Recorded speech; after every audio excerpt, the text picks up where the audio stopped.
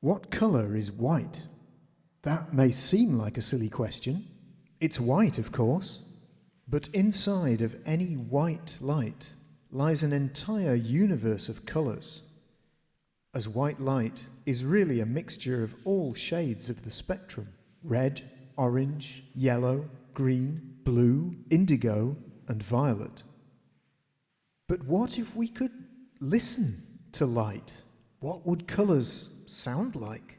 What can listening to light tell us about the atoms and molecules that make up our world?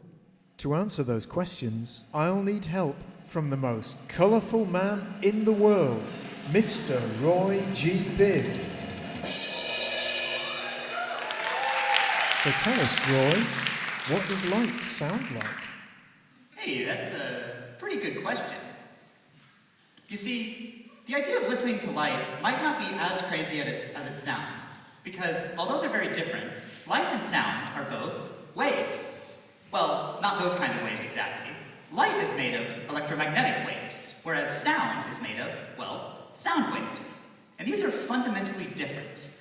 Now, it is possible to convert some electromagnetic waves into sound. This is exactly how loudspeakers work, by converting an electrical signal into vibrations that we hear as sound. But we can't do this for visible light's electromagnetic waves because the frequencies of visible light are hundreds of millions of times higher than the highest frequencies humans can hear. So in order to convert visible light's frequencies into sound, I had to invent a special scientific device that I call the Light Soundinator 3000. And I actually brought it with me. So this device converts the frequencies of light, which we see as different colors, into sound by scaling the frequencies down to a range that humans can hear. So red light has the lowest frequency, so it also sounds as the lowest musical frequency. And violet has the highest. If I go from red up to violet, we hear the frequency gradually increase. Splendid. Now, an amazing thing about the visible spectrum of light is that violet light is very nearly double the frequency of red light. And in musical terms, one doubling of frequency is an octave, or this interval. So that means that what you just heard, red to violet, within the span of an octave, is actually a pretty physically accurate mapping of light's spectrum onto sound, which I think is just marvelous. But wait, where do colors come from anyway? Well, colors come from chemistry. Let's take the simplest element, hydrogen, and fill a glass tube with it, and then pass electricity through that tube. Hydrogen, normally a colorless gas, glows with a vibrant pink color with the added energy. If we pass this light through a prism, we'd see the individual colors that blend together to make what our eye perceives as this single magenta pink color. So where do these colors come from? Well, let's look at a single hydrogen atom, which consists of a positively charged proton surrounded by a negatively charged electron. Now, this electron can only exist in specific energy levels. It's normally in the lowest level, where it feels most stable. But when we add energy, it can move up to a higher level. Now, the great thing is, when this electron falls back down, it will release that stored energy as light. And if it moves up to an even higher energy level, the frequency of the light released will be higher. And so this continues, and we move closer and closer to the violet end of the spectrum. These four colors are essentially the primary colors of hydrogen. And since hydrogen is the most common element in the universe, we can also think of them as the primary colors of the universe. But they're also sort of like the alphabet of hydrogen's unique musical language.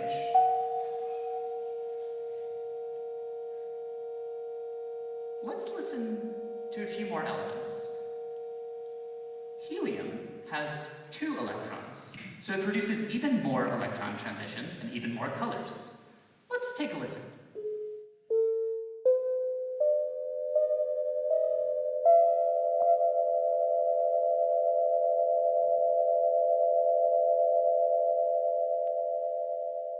We'll now hear oxygen, which has 8 electrons. Oxygen has a few lines which are very bright and can be heard easily.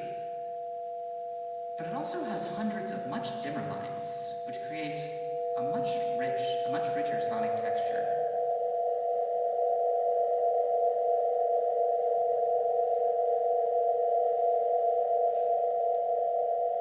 These spectra show us the internal electron structure of an element, like an X-ray showing us the inner anatomy.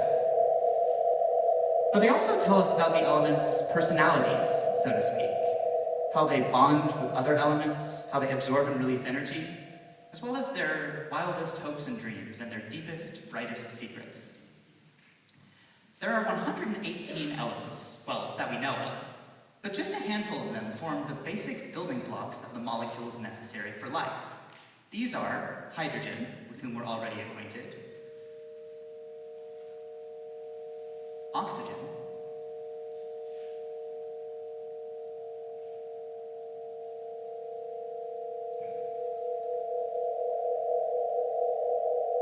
nitrogen,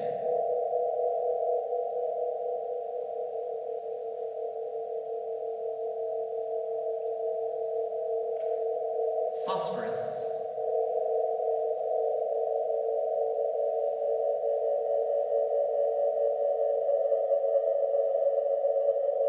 sulfur,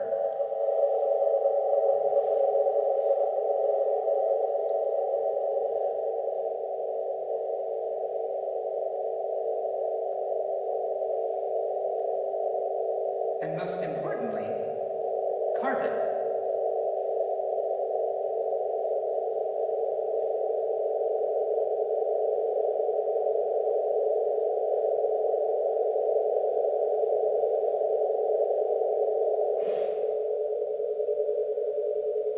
Carbon's beautiful spectrum encodes its rich and fascinating chemistry. Carbon is an incredibly social element. It can form bonds with up to 4 other elements. It can even form bonds with itself. This allows it, by combining with the other elements we've just seen,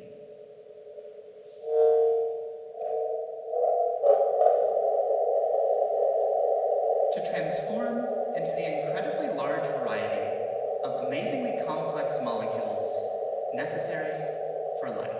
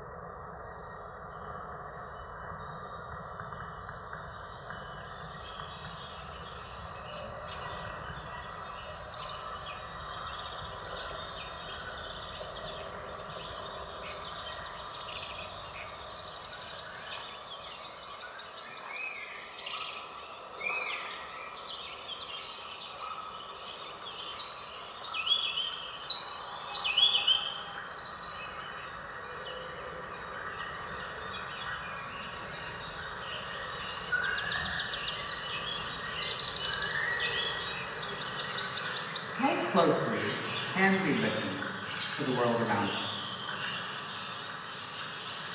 What if we tuned out the background noise to focus only on the sounds of the chirping and singing birds?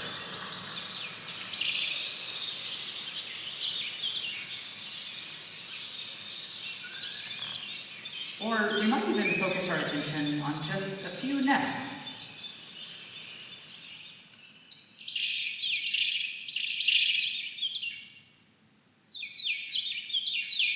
Or even on just one bird, happily chirping away.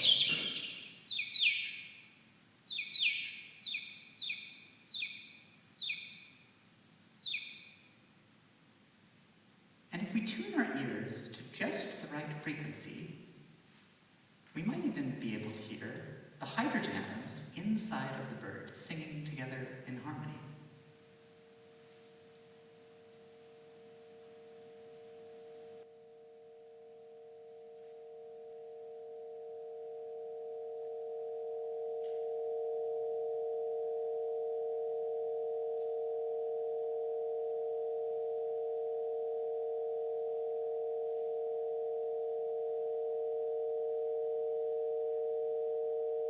We're hearing what sounds like a static chord, with some of the lines brighter and therefore louder than others. But these lines are actually brighter because those electron transitions actually occur more frequently.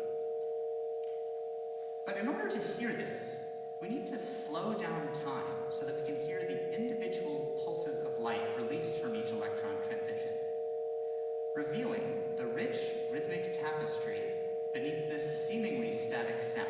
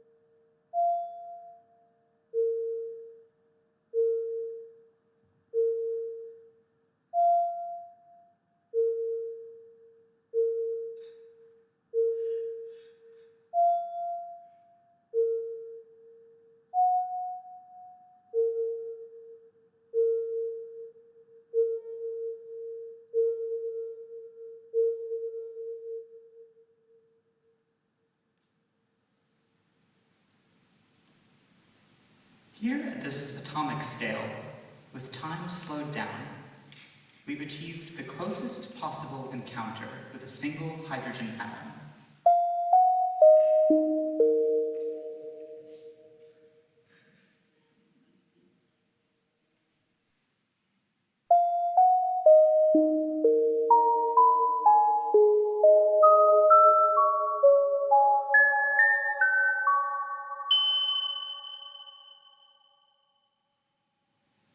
And we might notice that here in the molecular world, some of the sounds are even a bit familiar.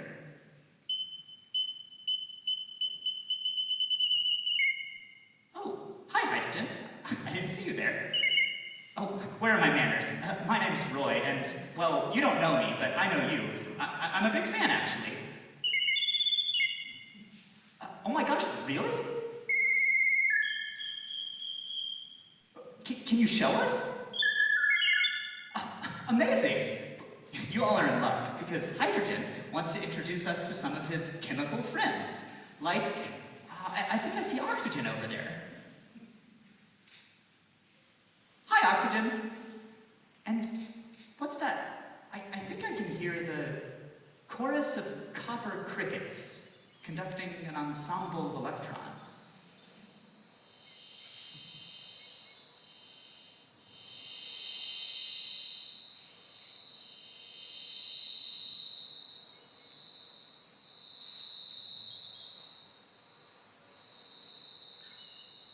I'll leave you now to wander this landscape at your own leisure. Just try to follow hydrogen so you don't get too lost. Until next time, I've been Roy. Stay colorful, my friends.